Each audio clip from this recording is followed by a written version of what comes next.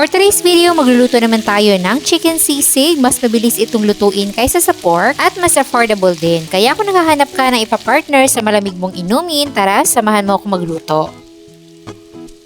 Gagamit tayo dito ng chicken thighs. At since meron itong buto, ibo-boneless muna natin. Mabilis lang namang i-boneless itong thigh dahil isang buto lang naman yung kukunin natin.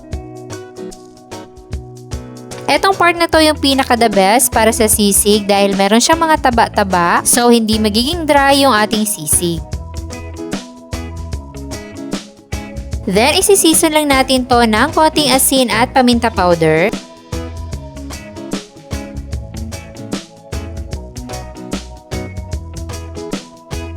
Isali rin natin yung kabilang side.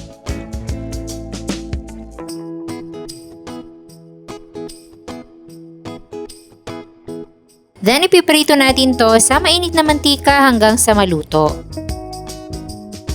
Kailangang mainit na mainit yung ating mantika para maging crispy yung kanyang labas at maging maganda yung texture ng ating sisig.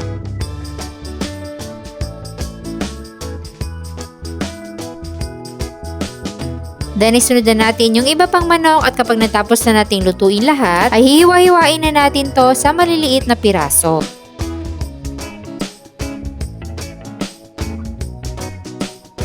So, cubes lang yung gagawin natin dito, yung hindi naman masyadong maliit, na kapag nag-mix tayo mamaya ay hindi naman siya magkadurog-durog na parang naging pastel. So, pagkatapos natin ma-slice itong ating mga manok, i-prepare naman natin itong liver spread. I-transfer lang muna natin sa isang bowl at durug-durugin natin. Tsaka natin siya ihalo dun sa manok.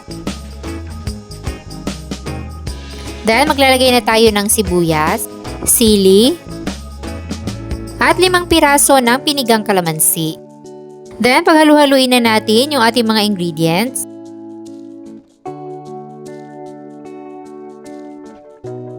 At titimplahan lang natin yan ng liquid seasoning at paminta powder.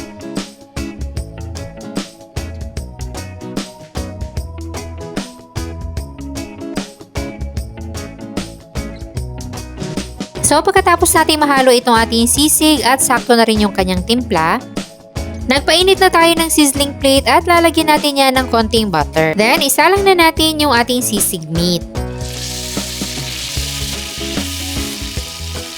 At syempre, hindi pa rin mawala dyan yung itlog.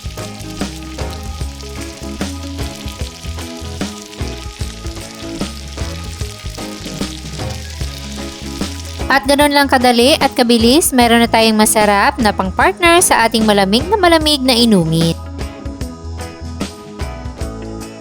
Makakatipid ka talaga sa oras kapag itong chicken sisig ang niluto mo dahil hindi gaya sa pork, hindi mo na to kailangang palambutin pa bago prituhin. Naghahalo rin yung kanyang texture, merong crispy na part, may taba at laman. Kaya kung gusto niyo rin magluto nito, meron tayong kompletong listahan ng mga sangkap dyan sa baba. Sana'y nagustuhan nyo ang ating recipe for today. Enjoy!